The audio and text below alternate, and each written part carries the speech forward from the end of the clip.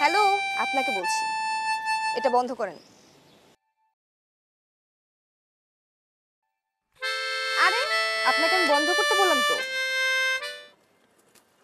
কেন, আমি কি খুব খারাপ বাজাচ্ছি? আমি বন্ধ করতে বলেছি।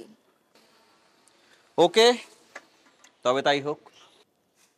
দেখুন, আপনি যে ধান্দা নিয়ে এই বাড়িতে এসেছেন, আপনার কি মনে হয় আমি কিছুই বুঝি না? যতই ধান্দা নিয়ে আসেন, কোনো লাভ হবে না। ধান্দা?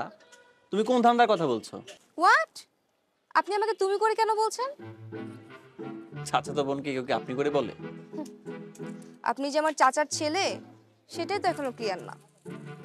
শুনেন, সময় থাকতে থাকতে না এখান থেকে কেটে পড়েন, নইলে বাকি জীবনটা জেলে কাটাতে হবে। আর আমি যদি সত্যি সত্যি তোমার চাচাতো ভাই হই, তাহলে বাকি জীবন কোথায় কাটাতে হবে? দেখেন, আপনার সাথে না এইসব নিয়ে কথা বলার আমার কোনো আগ্রহ নেই। দাদুর মন নরম পেয়ে আপনি এখানে বেশি দিন টিকতে পারবেন না, এটা আপনাকে আমি বলে দিলাম। তোমার মন বুঝি খুব শক্ত?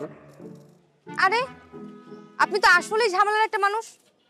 এই আপনি যান তো এখান থেকে, যান। তোরা এখানে কি করছিস?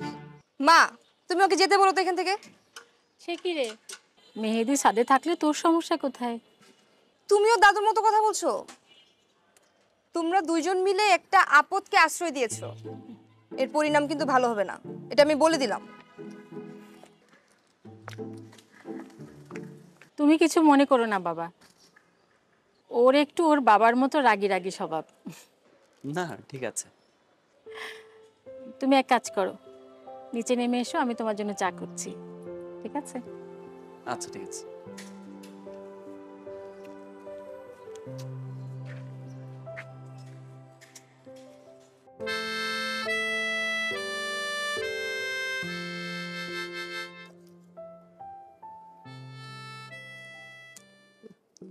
বৌমা, বৌমা। দাদু, কি হয়েছে? ও দাদু, তুমি এই দেখো তো, আমি এই রাতের ওষুধগুলো আমি তো খুঁজে পাচ্ছি না। আমি তো এখানে তো দেখো তো।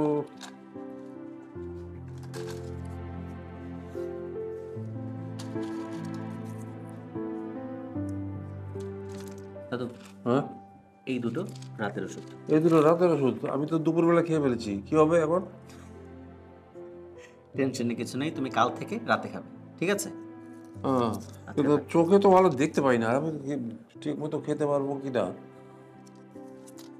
দাদু, তুমি কোনো টেনশন করো না, আমি আছি। হ্যাঁ, আজ থেকে 3 বেলায় আমি তোমার সব ওষুধ মিলিয়ে দেবো, ঠিক হ্যাঁ, আছে? তো তোমাকে দেখিয়ে দিতে হবে, কারণ এই বাড়ির কারো 3 বেলার সময় নেই যে আমাকে একটু ওষুধগুলো দেখিয়ে দেয়। তো তাহলে কোনটা খাবো? এখন খাওয়ার দরকারই নেই তাহলে। এখন খাবার দাও। তো তাহলে তুই খেয়েছো? না দাদু, খাচ্ছি। বৌমা, আমাদের খাওয়াটা দিয়ে দাও।